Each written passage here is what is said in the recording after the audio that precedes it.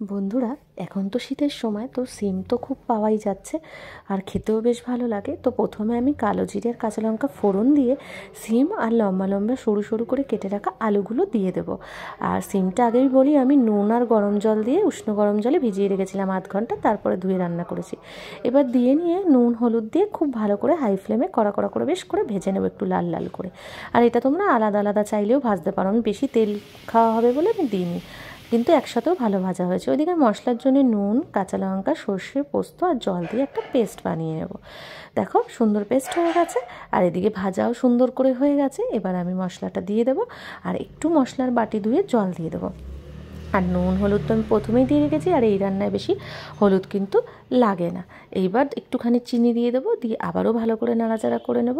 করে যতটা পরিমাণ, এটা তো একদম শুকনো হবে, তো সেই কারণে অল্প করেই জল দেবো, দিয়ে ঢাকা চাপা দিয়ে খানিকক্ষণ রান্না করব। যখন একদম জলটা টেনে সমস্ত কিছু সেদ্ধ হয়ে যাবে, ব্যাস রান্না হয়ে যাবে। উপর দিয়ে শুধু একটু ধনেপাতা কুচি ছড়িয়ে দিলেই রেডি হয়ে যাবে। আর এটা কিন্তু খুব ভালো লাগে, একটু ঝাল ঝাল মিষ্টি মিষ্টি হওয়ার কারণে টেস্টটা কিন্তু আরও ভালো হয়।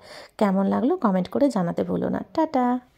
চলো আর একটা রান্না করে ফেলি, ওটার জন্য তো ডাটা দিয়ে দিলাম। এবার চলো মশলা করছি। পেঁয়াজ, আদা, রসুন, টমেটো, আর রয়েছে কাঁচা লঙ্কা, আর ধনের গুঁড়ো, জিরের গুঁড়ো, এটা দিয়ে খুব সুন্দর একটা মিহি পেস্ট আমি বানিয়ে নেবো। এতে জল লাগবে না, যেহেতু আমি সব মশলাগুলো এখানে দিয়েছি। পেঁয়াজে জল আছে, টমেটোতে আছে, সে কারণে জল দেওয়ার দরকার নেই।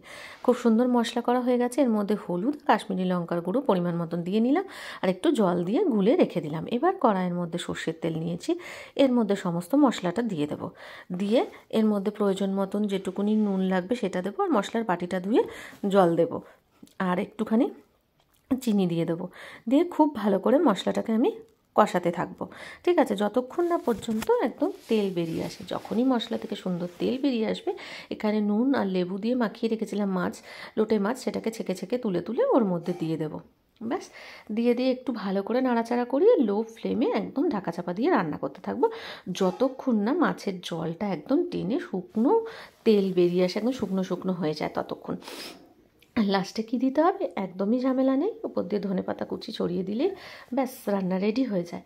আর এটা তো ভাতের সাথে, গরম গরম ভাতের সাথে দারুণ দারুণ লাগে। আর মাঝে সাঝেই করি তো, আর এক এক দিন মনে হয় এক একটা মশলা অ্যাড করবো এর মধ্যে, ওইভাবেই করি। আর মেয়ে এটা খুব ভালো খায়, যেহেতু কাটা অত শক্ত নেই, ভয়ও নেই, সে কারণে ও খুব ভালো খায় এই মাছটা। আর আমি তো নিজেও খুব ভালো খাই, আমাদের বাড়ির সকলে খুব ভালো খায়। তো কেমন লাগলো অবশ্যই কমেন্ট করে জানিও।